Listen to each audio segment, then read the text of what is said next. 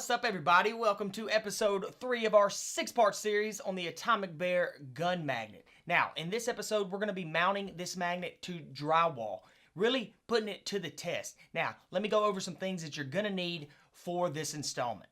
Okay, this is what you're going to need to mount it to drywall. Now, if you have a stud that you're going to be putting it into and your entire magnet can fit on that stud, then you can go ahead and use the screws that came with your magnet. However, if you're going into straight drywall, what you're going to need is a 5/32 drill bit, a cordless drill with a Phillips head tip or screwdriver with a Phillips head tip, some drywall anchors, drywall screws, of course the magnet itself, and then the double-sided 3M tape.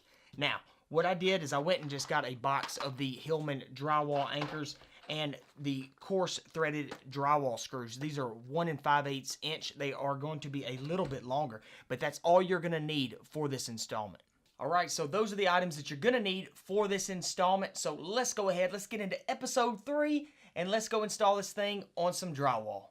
Okay, so right here I've got some drywall that I used to have, a few things hanging up here. Well, I figured right here, with it being open, this will be a good spot to go ahead and hang this magnet, at least to kind of give y'all an idea on how to hang this magnet on the drywall. So, right here, what you're going to need is to go ahead and find your position on exactly where you want it, to be. And what I like to do is take your screw and go ahead and barely press in on each 4 of these holes right here. Now, what that's going to do is it's going to give you your starting point to use for your drill bit. Now, I know in the previous videos we had a smaller drill bit. In this case, depending on the type of drywall screws that you're going to be using, in this case I'm using a 5/32 inch drill bit, and we're going to be drilling on all 4 of these holes. So let me grab the drill and we will start that now. Okay, now, when dealing with drywall, if you cannot find a stud and you're going to have to put it directly right into the drywall, you're going to need some drywall screws. So that's the reason why we're using a little bit bigger drill bit right here. So once you have your 4 holes marked, you're going to want to go ahead and take your drill with your bit, line it up, and it doesn't have to go too far in.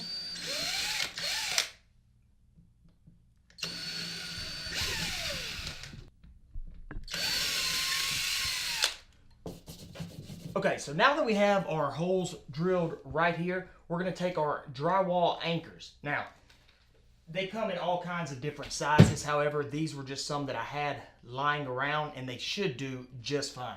So, what I like to do in this case, it seems like we picked the right size for that drill bit. Go ahead and you can push these in with your finger.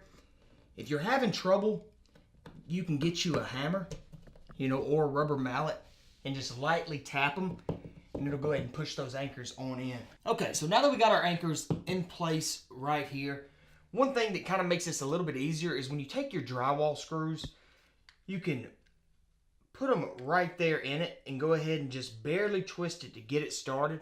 Now what that's going to do is it's going to allow you, especially if you're working by yourself, you can go ahead and tighten them up with your hands a little bit.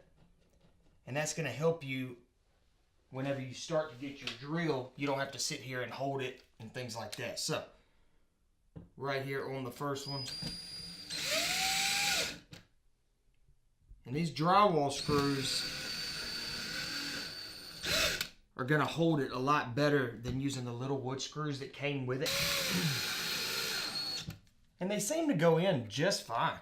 Okay, now that we've got this attached to the wall, even if I were to put my entire body weight on it right here, this magnet is fully secured to this drywall. Now, right here, I've got a 45 that is cleared. It's actually not loaded, but let's go ahead and let's see what it looks like on this magnet. So, right here, vertically, simple pull off.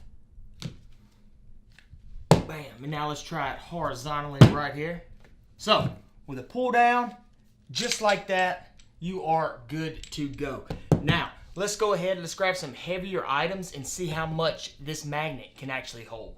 All right, let's start off small and let's work our way up. So right here, Got a Ruger 380. I think this is the LCP right here. Boom. Fits on there just fine. Now let's look at it vertically. Yeah, no problems at all there. Let's go ahead and look at a larger Raptor knife, large Bowie knife. A little bit heavier than the LCP, but it fits on there fine. Now, when you go to get it off, you see how I ran down that wall right there? Wasn't expecting that. So, if I had to keep it on there, that sucker is strong. Pull it, boom.